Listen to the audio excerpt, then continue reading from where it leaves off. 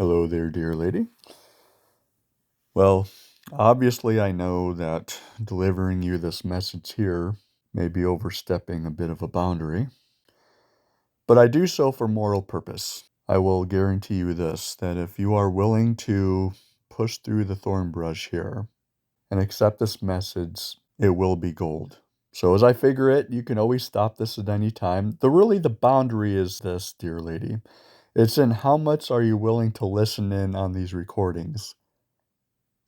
Do me a favor, though, if you do block me and put me to my ultimate demise here. Bury me beside your former priestess. Because I do have a strong connection with her. I'm going to explain that here. Because our connection was actually very profound for me. And I'm going to treat this as kind of like it's a diary. And really, that's kind of what our whole connection really has been. Kind of like a diary.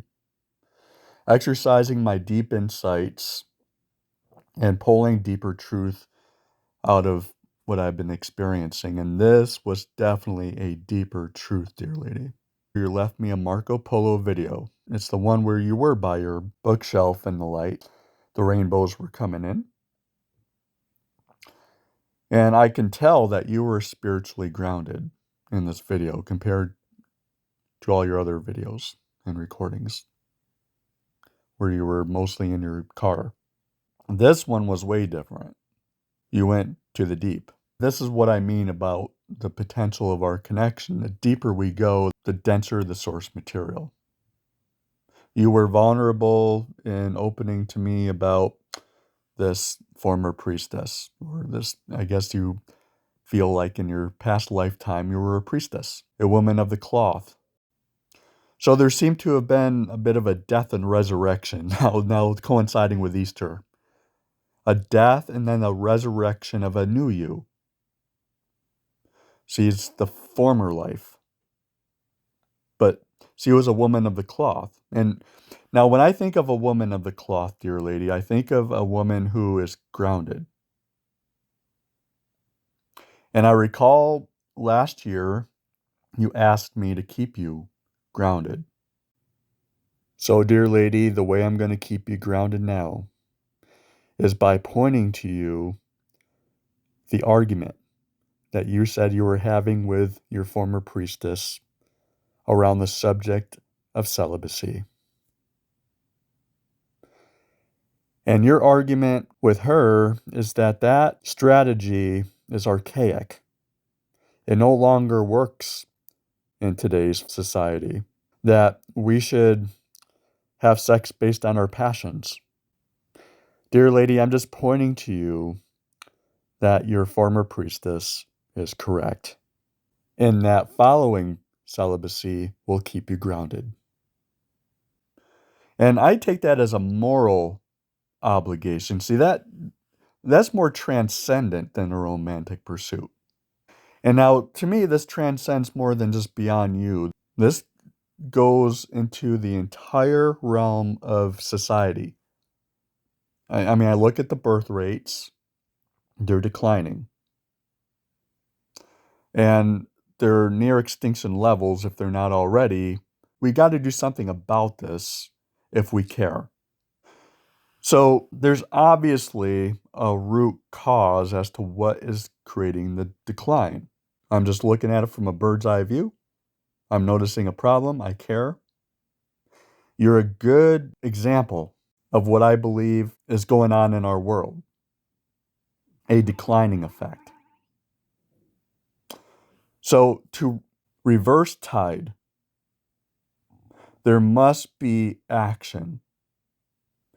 That action is going to feel like it's hard to do. As you know, as being a star-born entity yourself, you can't just be great, right? Not anybody can just be great. Not everybody's a star. I relate that to sports. Like, not everybody's a Michael Jordan, okay? Yet, anybody can be in their own right. So we all could be great. As a matter of fact, the new president administration is touting the golden new era, for instance. Like, we're going to make America great again, right? Well, we can't just be great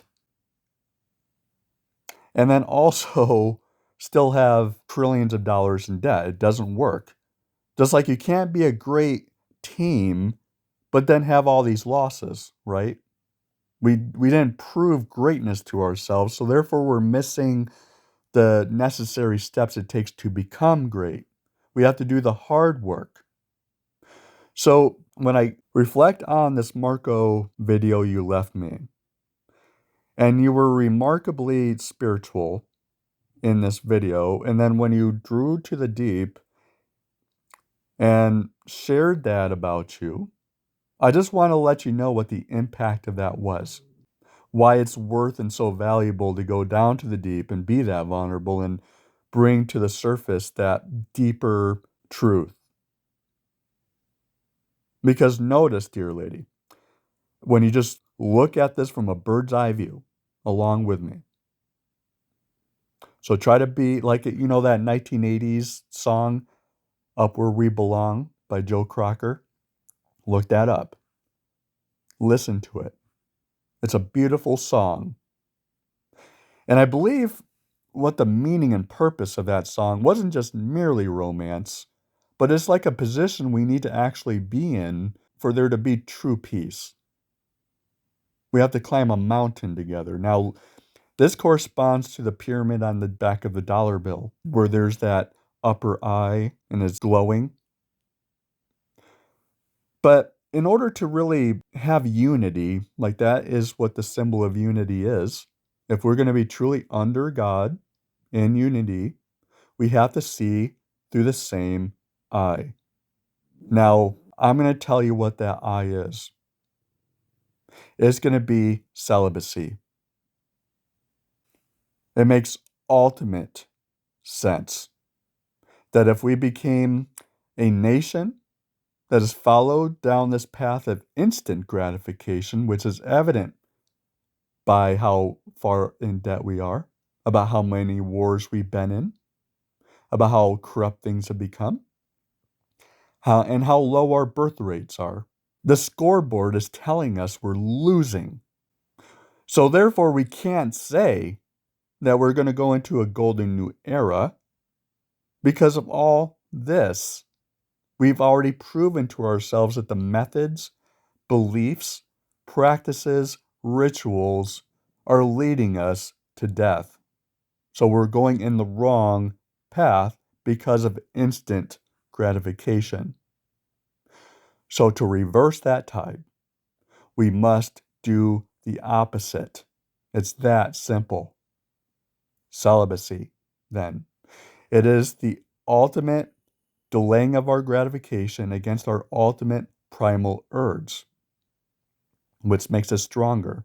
See, when we delay our gratification, especially with sex, what it does, it magnifies the power of the vertical alignment between two people. That's what keeps us in unity, and that's what helps us see through the same eye. The upper eye comes to light, and then the quote-unquote lower eye is kept at bay. It's disempowered. And that's what we need in our country.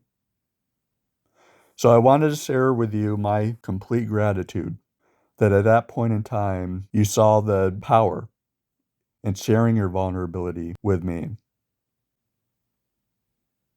The doors are always open for you to share more. Because the more you share with me, the more I can bring to light the more divine truth.